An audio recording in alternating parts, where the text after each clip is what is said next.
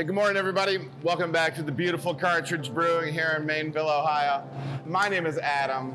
This is Adam Makes Beer. Today we are making a big seller for us, which is beer called Fuse, which is a rotating fruit beer handle for us. Throughout the year, we'll do anything like tangerine, blackberry, passion fruit, blueberry, mango.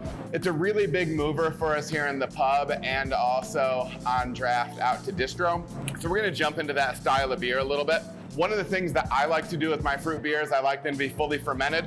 And there's some tricky lines that you have to draw as far as creating balance when you make beers like this. For me personally, if I add bitterness to this style, it's gonna clash with the acidity from the natural fruit that we're using. With this fruit beer series of Fuse, basically every batch is about 500 pounds of real fruit, and all of that real fruit brings a lot of acidity. And if you think about it, in beer, we're balancing sweetness against something else, whether it be bitterness, acidity, things like that. So if I take bitterness and acidity and stack them up together, I can get a real medicinal aspirin type bitterness with it, and that's something that I want to avoid. But anyways, we're gonna jump into this brew day. All right, let's get this water popping.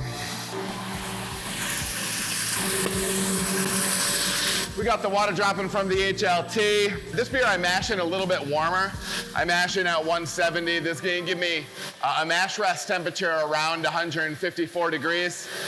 In my mind, really, 152 degrees is a dividing line between creating less fermentable sugar the warmer you get, and more fermentable sugar the lower you get.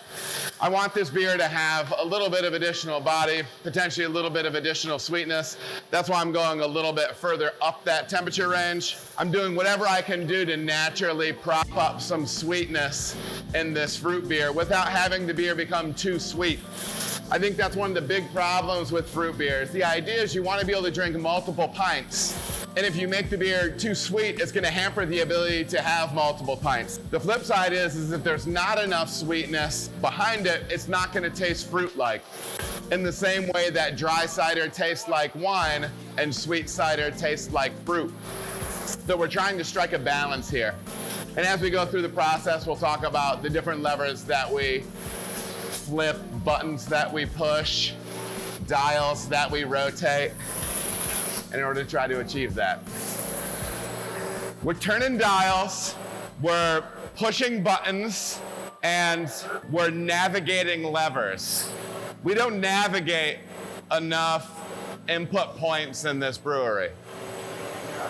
That's a goal for Q2. Much more navigation. I'm gonna reset my flow meter. Branding. A little sip of coffee. We're gonna start dropping grain.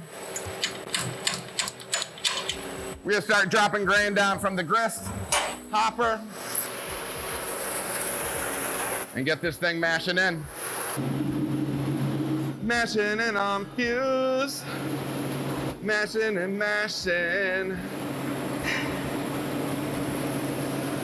All right, we're actually looking a little thick right now. You can see that the grain is still wet, but it's starting to pile up a little bit at the bottom. I want it to be a little bit thinner than that.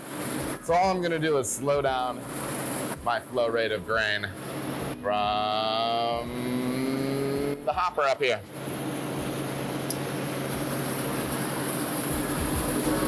All right, time lapse time.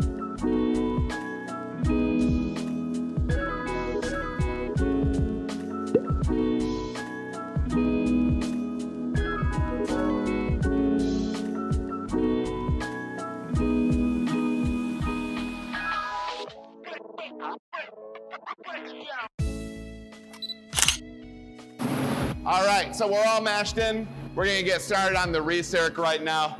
The main goal of the recirc is for us to pull the now wort through the false bottom or the screen on the bottom of the mash tun and separate it out and recirculate it back to the top of the mash to replace all that small particulate along the top of the mash bed. The primary idea is for us to get the wort to run clear or free of grain so we can run that clear wort or malt sugar water to the kettle. All right, so we're gonna go ahead and use the refractometer and we're gonna take a sugar test here, saccharification test. Really all we're gonna do is we're gonna measure how much sugar was created in the mash tun to make sure that that process was handled appropriately. More lyrics necessary. If we don't make sugar, we're just dumping all the tanks and going home. Good news, we did it. We made sugar. Let's see if I can. I was Can you see it? Can you see me making sugar? All right, so the blue line is the volume of sugar that was made in the mash. There's the measurement in bricks. Very similar to Plato, P-L-A-T-O. We're at about 17, which is about right for this beer. At this grist to mash ratio, grist to water ratio, I should say. We're looking really good. We have a couple minutes left on our recirc. Let's go over here and see. We're obviously getting nice and clear. The Grant looks happy too. If the Grant's happy, I'm happy. Maggie, on a scale of 1 to 10, how are you today? A 10.5. Talk right into my neck. I'm teasing. We are now Sparging Fuse, and what that means is we're going to be sprinkling hot water, spraying hot water on top of the grain bed and rinsing more sugar out of that grain as we lauter our wort over to the kettle. B-roll it up. Well, making the beer with the sponge and the sponge on. Spraying the stuff as we run off to the kettle. Filling it up, it's a little foamy but good. This whole process is going to take about 90 minutes to go from no wort in the kettle to 18 barrels in the kettle. We're going to do some other stuff. Today we're also going to be kegging. Josh is sanitizing a fermenter right now. Maggie's doing some prep for kegging and giving me some assistance on the brew day.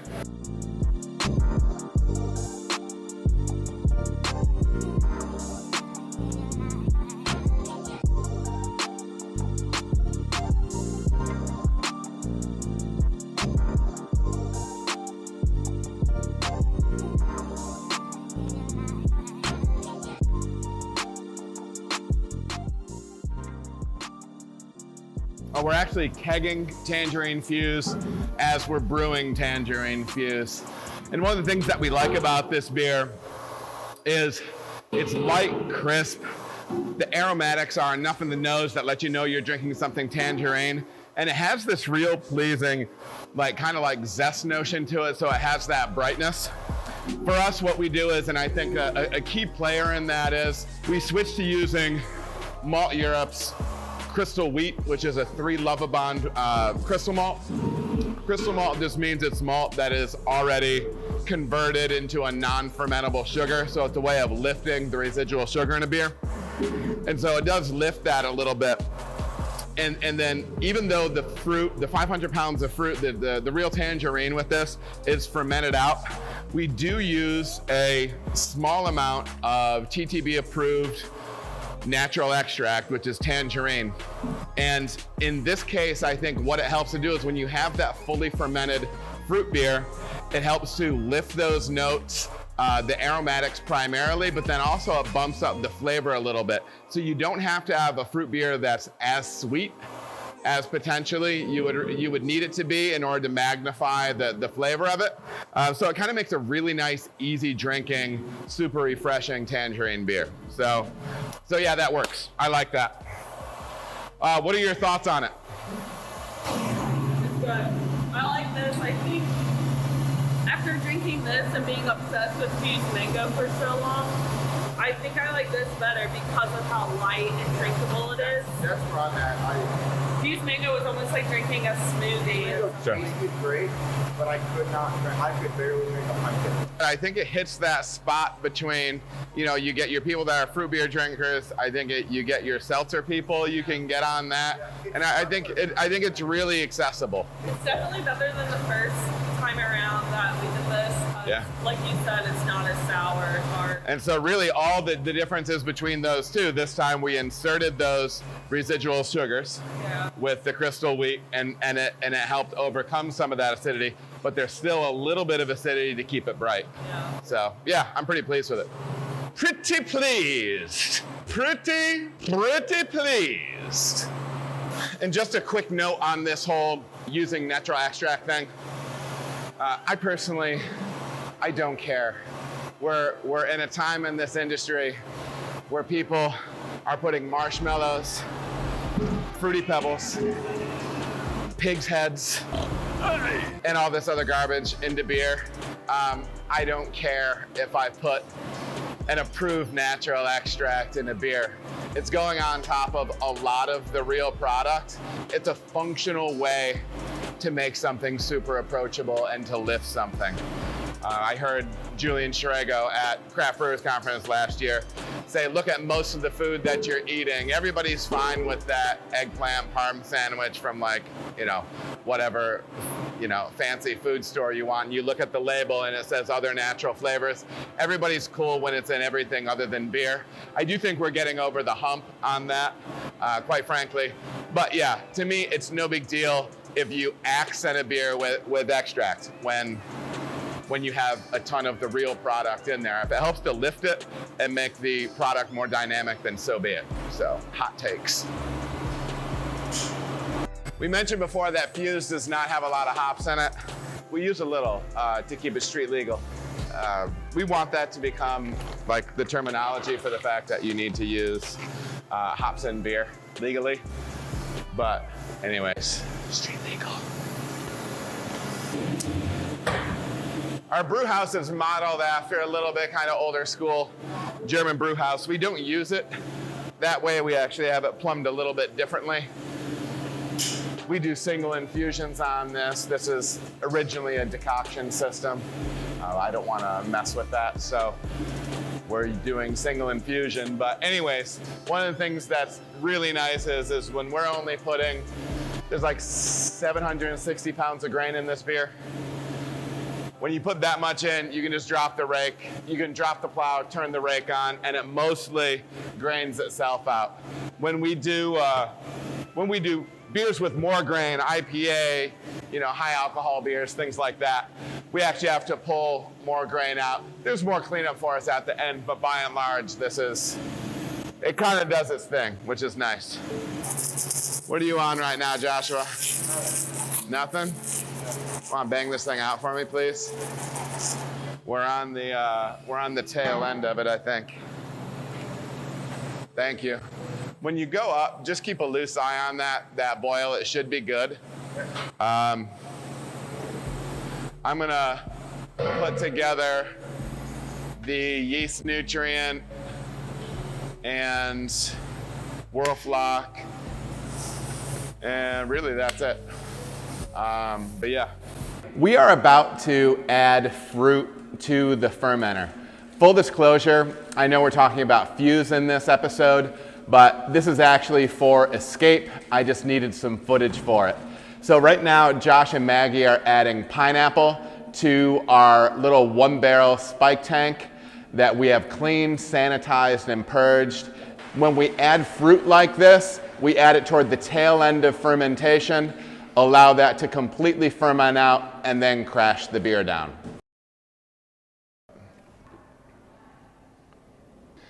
All right, so now we're down to the tasting. Let's check out Fuse Tangerine.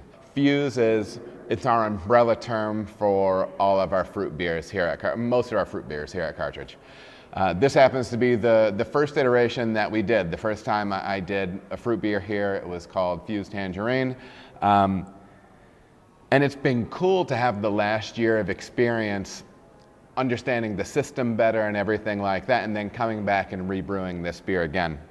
One change I've made with this beer is I incorporated probably about 10% this time of Malteurop crystal wheat, which is a 3-Lovibond crystal malt. And what that means is 3-Lovibond just means that it's not very dark. And it kind of adds just a nice baseline of sweetness. The last time we served this beer, it had tartness that I think is good because it makes it refreshing. I wanted to see if I could balance that tartness and sweetness out a little bit to push forward a little bit more fruit character. So what's cool about this series for us is all these Fuse beers receive 500 pounds of real fruit, and we're kind of hitting a cool space for it for me. When you fully ferment fruit like we do, sometimes the fruit intensity can be kind of too low. And so what we're trying to build here with these beers, and especially like Fuse Tangerine, we're getting into this space a little bit somewhere between like seltzer and like flavored beverages and things like that. I'm finding with this beer, this is super popular in-house for us. I'm finding that we get fruit beer drinkers, people that don't like beer. We're hitting a really wide margin of people with this beer, and I think that's really cool. That's always a big goal of mine. I don't want to have an IPA where just this amount of people can drink it. I want to have that many people drink it. So let's get into the tasting of Fuse Tangerine.